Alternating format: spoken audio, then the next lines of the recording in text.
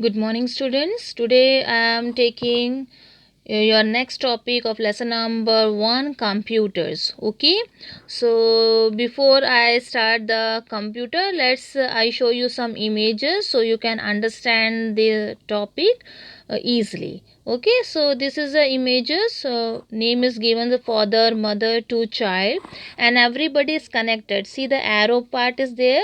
Everyone is connected to one another, so that we call the connection, we call the network. What we call network. Okay, now a network connects members of a family together. A network connects members of a family together.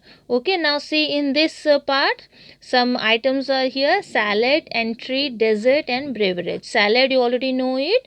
Entry means the this main course of the dinner, lunch, or okay. And dessert means the sweet dishes, and beverage means the cold drink, tea, coffee, etc. So all these things is connected to the restaurant server.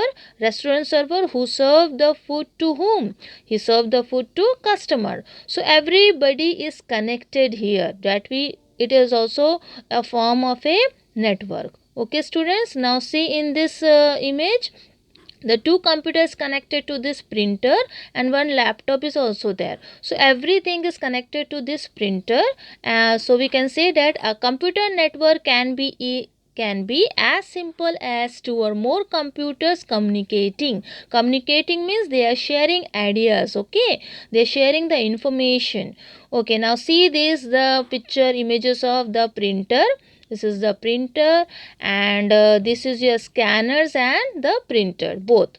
Okay, now see these images. When you are sending the image to the computer's text or sound, that computer convert that thing into a binary code. Binary language means a 1 or 0 like this, and this binary code convert to a electrical or radio signals, and this radio signals goes to all over the computer in the world. And where you are sending this information, that information go in a signal or radio signals form to the computer where you are sending the information, and that computer take that signals, convert into a binary code again, and convert that binary code into a text or pictures or sound and give it to you. Okay, students, have you understand? Now let's start the first paragraph of your lesson. Okay, so the first paragraph of your lesson is when this two or more computers can be connected together to share things. So they are connected together to share things.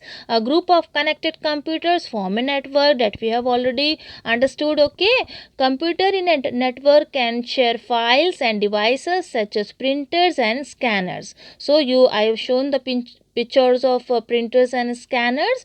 So the computer in places like, what is the printer now here? The printers print the information and give it on to the paper, and scanners means taking that information and convert into a digital form. Okay, so the computer in places like school and offices are often connected to form a network. So the computer in places like school and colleges connected to one another and form a network. This lets different users share data.